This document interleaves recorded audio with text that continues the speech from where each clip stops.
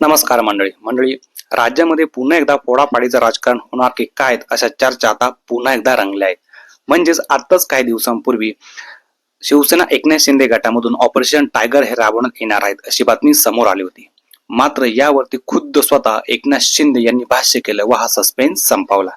मात्र आता राष्ट्रवादी काँग्रेस शरदचंद्र पवार गटाचे आमदार रोहित पवार यांनी एक अत्यंत सूचक विधान केलेले आहे. म्हणजे रोहित पवार यांनी थेट भारतीय जनता पक्षावरती थेट निशाणा साधलेला आहे. म्हणजे त्यांनी काल त्यांच्या ट्विटर अकाउंटवरती एक ट्विट केलं. त्यांनी भाजप सोबत असलेल्या मित्र पक्षांना म्हणजे राष्ट्रवादी काँग्रेस सुनेत्रा पवार गट असेल किंवा शिवसेना एकनाथ शिंदे गट असेल यांना भाजपपासून सावध राहण्याचा त्यांनी एक सूचक सल्ला यामध्ये दिलेला आहे. त्यांनी पुढे असे पण सांगितले की पुढच्या महिन्याच्या शेवटपर्यंत सत्तेतल्या सर्वात मोठ्या पक्षाकडून त्यांच्या जवळच्याच मित्र पक्षाची शिकार केली जाणार आहे. त्यामुळे ही पक्की माहिती माझ्याकडे आहे. म्हणून मित्र पक्ष जे कोणी आहेत त्यांनी आता सावध भूमिका घेतली पाहिजे असं देखील रोहित पवार यांनी ट्विट केलेलं आहे.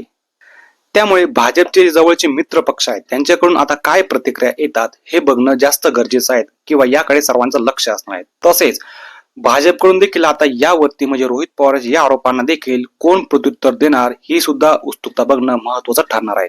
तुम्हाला जर काय वाटत असेल आपलं मत नक्की कमेंट्स मध्ये व्यक्त करा. धन्यवाद.